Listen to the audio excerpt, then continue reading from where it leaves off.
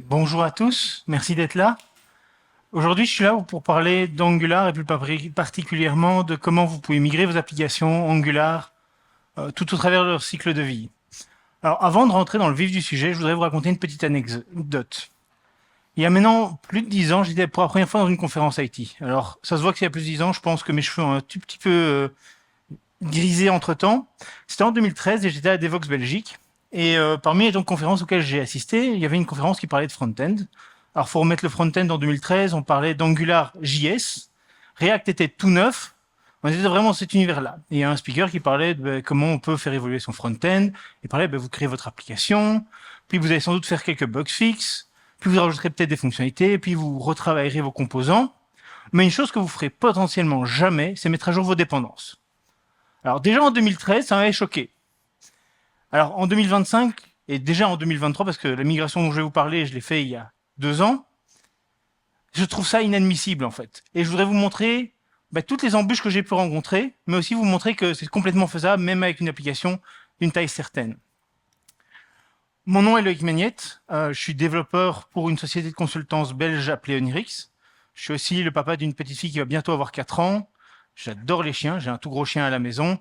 Et je suis un des co-organisateurs du Belgian Java User Group. Donc si vous êtes intéressé par Java et que vous êtes en Belgique, venez nous voir.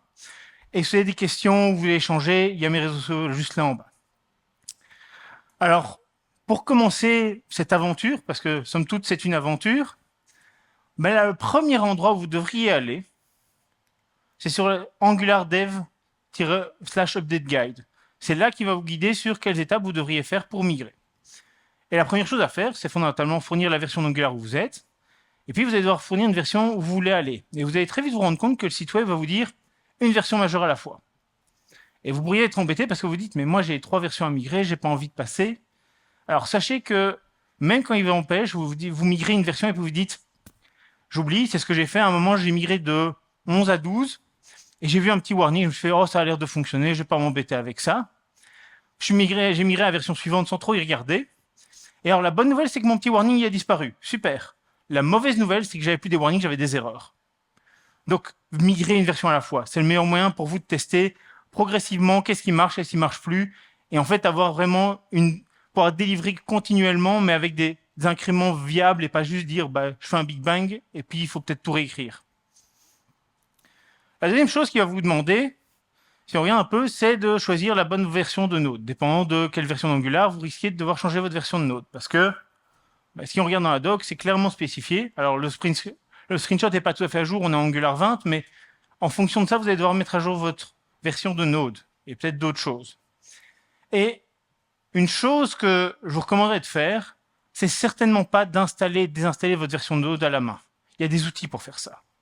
J'en ai 2 ici. Si vous faites juste du Node, NVM marche très bien, ça va vous permettre de switcher vos versions. Si vous avez plus que du Node, vous faites du Java ou autre chose, ASDF est une option intéressante parce qu'il permet de gérer plusieurs versions de runtime et de différents runtimes. Donc ça vous permet de switcher assez facilement. C'est une superbe solution pour en fait se faciliter la vie. Alors maintenant on a tous les outils, on va vraiment commencer notre migration. Et j'ai vu un appareil photo, donc s'il veut prendre la photo, voilà. Et la première chose qu'on va faire, comme c'est documenté, c'est faire un ng-update, qui fait partie de la CLI d'Angular. Ce que va faire le ng-update, c'est qu'il va vous lister tous les packages que vous pouvez updater avec ng-update. Et puis, vous devrez très naturellement faire un ng-update de ce package-là, Angular Core étant un peu particulier parce qu'il fait plus que juste un package, mais c'est la première étape. Et je vais m'arrêter un peu sur ce ng-update. Pourquoi? Parce qu'en fait, le ng-update, il fait partie des schématiques qu'on a dans Angular, et il y en a un paquet. Ceux qu'on pratique le plus fréquemment, c'est sans doute le ng-new, le ng-generate pour générer nos composants, nos services et ce genre de choses. Mais il y en a qui sont moins connus ou qu'on pratique moins. Le ng-add, personnellement, l'endroit où j'utilise le plus, c'est quand j'installe Angular Material, parce que toutes les autres dépendances ne supportent pas vraiment. Et le ng-update, celui qui m'intéresse vraiment. Et je pense qu'il est intéressant de comprendre qu'est-ce que ça fait un ng-update, parce que on a l'impression qu'il fait un peu de magie, qu'il va voir nos dépendances et qu'il dit « Ah, je peux mettre à jour ça ».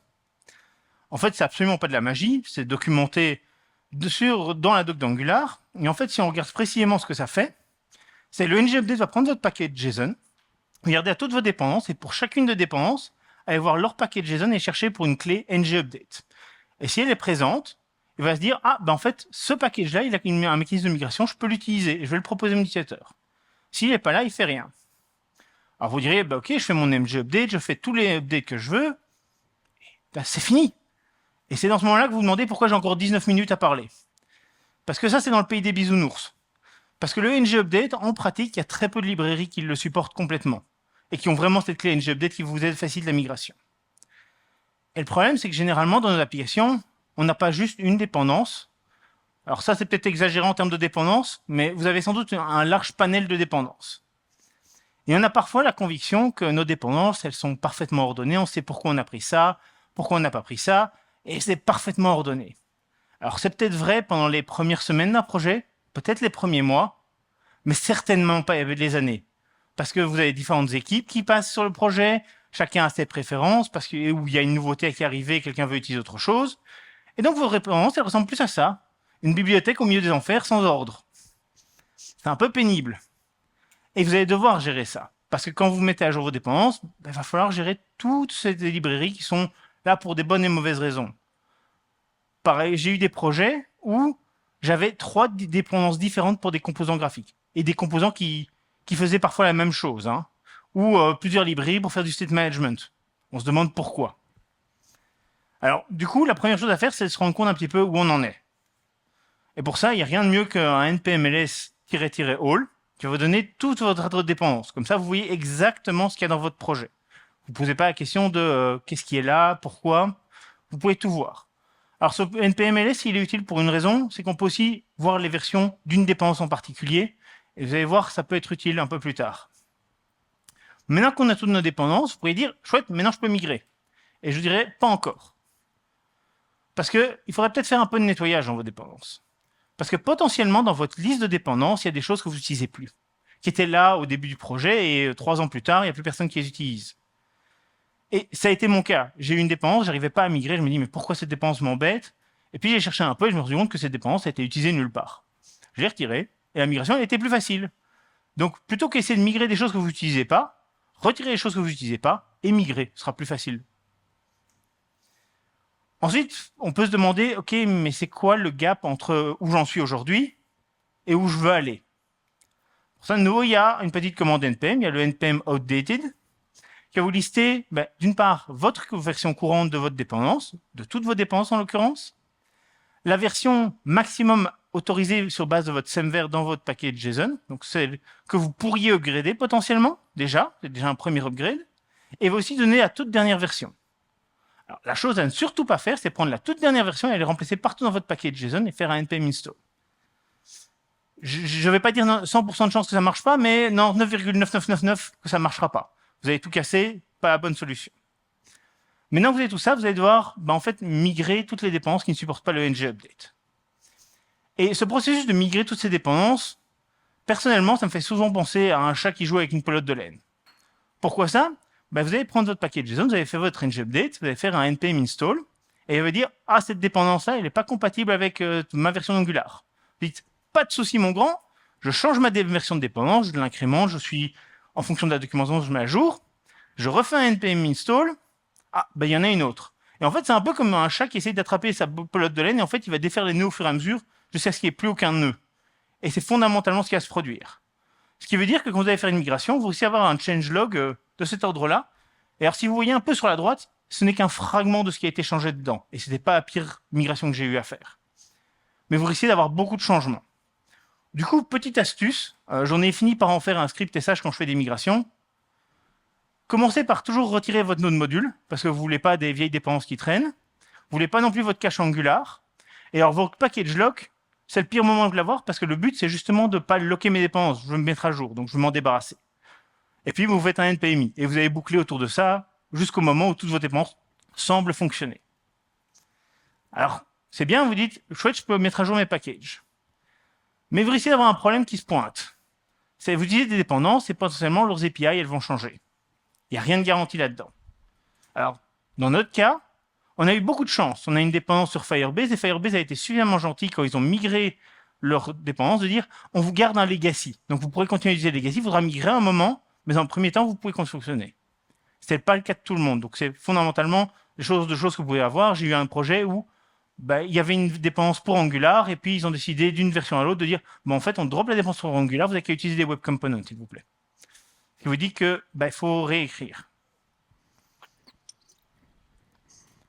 Un autre problème que j'ai eu avec ces dépendances, on utilise NGX Translate, parce que je suis belge, 3 langues nationales, on est tous obligés de traduction. Et je venais de migrer en Angular 12, et j'ai NGX Translate qui me dit, non, je suis pas compatible, mais la serveur marche pas. Je regarde, je suis en 12.1 ou quelque chose comme ça, nous on tolère juste 12.0. En mode, t'es comique, mais je vois bien qu'il y a 13, je connais a priori bien la librairie NGX Translate parce que je l'ai utilisée sur plein de projets. En mode, c'est embêtant, quoi. Je vais pas essayer de migrer 2 versions, j'ai pas envie de faire ça. Et donc, j'ai suivi les conseils d'un petit être vert que vous connaissez sans doute. J'ai utilisé le moins force. Fondamentalement, j'ai dit, OK, je fais mon npm install, mais je fais moins force. Je dis, j'en ai rien à faire de ce que tu vas me dire. Fais-moi confiance. Alors, je vous déconseillerais de faire ça. C'est vraiment pas la bonne solution. C'est la porte ouverte à tous les pires situations que vous pouvez imaginer. Mais dans mon cas, j'étais sûr qu'il n'y avait plus que cette dépendance-là qui me bloquait, en fait. Je connaissais relativement bien la dépendance. Et j'avais commité tout ce que j'avais fait avant. Donc, je savais que si quelque chose tournait mal, j'avais juste à faire un rollback, j'avais une situation stable. Mais parfois, on est obligé d'en arriver à ce genre d'un peu extrême pour réussir à passer. Et pour la petite histoire, après ça, je n'ai plus jamais eu aucun problème. Hein. C'était juste un semver qui n'était pas sympathique. Et ça, c'était les problèmes faciles. Parce qu'on arrive dans les problèmes où, plus d'une fois, je me suis retrouvé un peu comme ce bateau échoué en mode « comment je vais faire ?» Et les deux ont toujours à voir avec des dépendances. Dans les deux cas, il y a quelque chose qui était manquant. Alors, c'est deux problèmes différents, donc vous vous doutez qu'il y a des chemins différents pour y arriver. Le premier cas, j'avais une librairie composant, et d'une version à l'autre, il y a un composant qui disparaît. En mode, qu'est-ce qui se passe? On va voir la documentation. Ils étaient gentils, ils ont mis une documentation de migration, et il était simplement écrit, on ne supporte plus ce composant, à vous de vous débrouiller. Merci, comment je fais, moi? Alors, j'ai été un peu chercher, et en fait, sur base du nom que j'ai trouvé qu'il y avait, en fait, ils embarquaient une librairie de composants autre, juste pour ce petit élément-là. Je me suis dit, facile, je vais juste la remplacer. Ça fait un peu chirurgie à cœur ouvert, mais je me dis, on va la remplacer, ça va aller. Et ça avait l'air de fonctionner super. Donc je me dis, top. Seul truc, c'est que le projet, il n'avait pas de test automatique. Et donc, j'ai migré, et j'ai l'impression que tout fonctionnait super bien. Et en fait, non. Parce que c'est génial, mais on utilise de l'HTML, et l'HTML, s'il y a des propriétés qu'il ne connaît pas, il les ignore, et ça marche juste pas. Et donc, ce qu'on a dû faire, fondamentalement, c'est faire un peu de refactor. Alors, on avait cette chance que c'était un composant qui était utilisé dans 2-3 pages, pas beaucoup, et la migration n'était pas compliquée du tout. Donc, on a vraiment pu faire ça à notre aise, et juste changer. Mais ça, de nouveau, c'était pas le pire. Il y a un autre cas où c'était carrément la dépendance qui a disparu. En fait, il y avait une version, et en plus, c'était ma migration d'Angular 10 à 11, la toute première que je fais. Et là, il y a un composant, une librairie qui est plus disponible. Je me dis, c'est embêtant, je vais voir sur les repositories NPM, pas de nouvelle version. Je me dis, je vais aller voir sur GitHub. Et arrivé sur GitHub, j'ai droit à ce message-là. En gros, il n'y a plus personne qui supportait cette librairie, sauf que j'en avais besoin pour mon projet. Alors j'avais deux solutions, fondamentalement. La toute première, c'était de me dire, je vais prendre le code, je vais cloner, je vais créer un nouveau repository, je vais faire la migration. Sauf que j'allais devoir migrer de 10 à 11, de 11 à 12, de 12 à 13, et vous avez compris l'histoire, j'allais me taper la migration de tous les composants. Et j'étais même pas sûr que ça allait fonctionner. Du coup, j'ai utilisé l'outil le plus puissant qu'on puisse avoir en IT. Et non, ce n'est pas l'IA. C'est ce bon vieux copy-paste. J'ai cloné le repository, j'ai copié toutes les sources dans mon projet, j'ai changé quelques imports, et par magie, ça fonctionne. Et le plus marrant dans l'histoire, c'est que ça fonctionne toujours en Angular 19, ce code. Donc c'était vraiment juste une dépendance. Et je vais être très honnête, j'ai pas eu le courage d'aller migrer ce repository pour que quelqu'un d'autre puisse l'utiliser. Autre particularité de cet élément-là, c'est que quand on regarde le contenu, en fait, il y a beaucoup de choses qui existent dans d'autres librairies. Et donc, on pourrait fondamentalement s'en séparer à terme. Et quand on arrive là, on se dit, chouette, j'avance bien, ça va aller. Et généralement, c'est à ce moment-là où vous avez à peu près ça qui se produit. Vous avez un problème et vous ne comprenez pas d'où il vient. Vous avez un message d'erreur. Et fondamentalement, ce que j'avais, c'est que je fais mon NPMI, tout se passe bien. Je suis en mode, première fois que mon NPMI passe aussi facilement, je suis super content. Je lance mon ngserve, et là, je vois une erreur qui me parle de PostCSS. Je suis en mode, ok, c'est quoi PostCSS? Je regarde vite fait dans les documents, je le vois pas. Du coup, je fais un npml sur PostCSS pour voir un peu ce qui se passe. Et a priori, oui, j'ai bien PostCSS. Est-ce que quelqu'un voit une erreur ici? Ou un souci?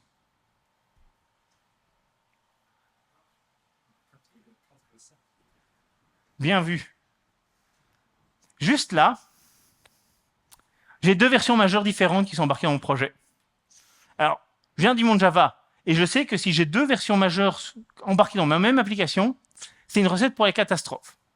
Donc je me suis dit, aïe, j'ai ça, est-ce que j'en ai pas d'autres? Parce que maintenant je suis inquiet. Donc j'ai découvert une commande qui s'appelle npm find dupes. Est-ce que quelqu'un connaît cette commande? Alors, je vais être franc, vous inquiétez pas, vous n'êtes pas les seuls. À chaque fois que je donne ce talk, j'ai aucune main qui est levée.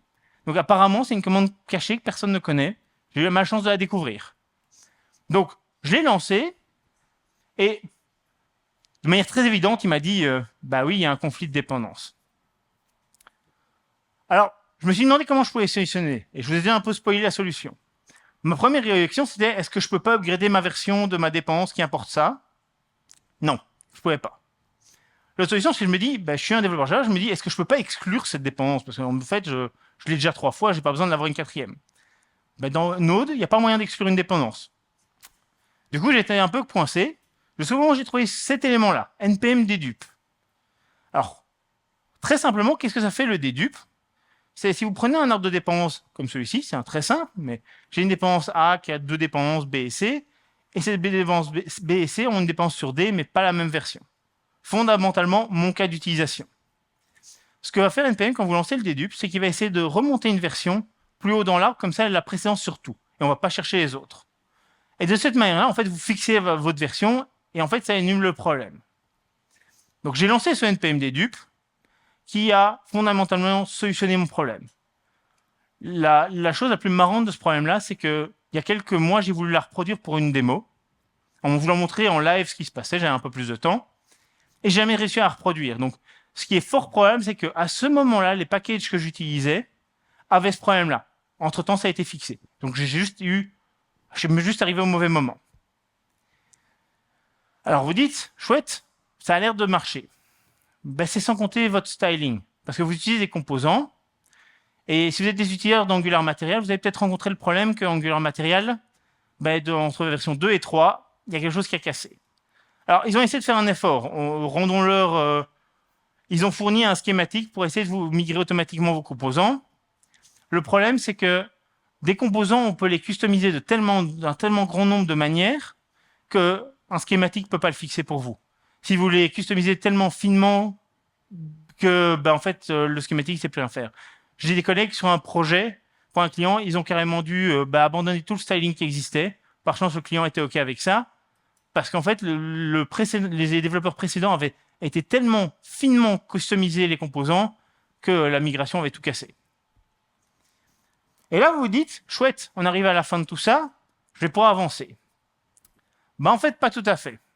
Parce que vous avez migré, mais ça ne veut pas dire qu'il n'y a pas des choses qui sont un peu vieillissantes, que vous devez mettre à jour. Et alors là, il y a un petit plugin ESLint qui est intéressant, c'est ESLint Plugin Deprecation.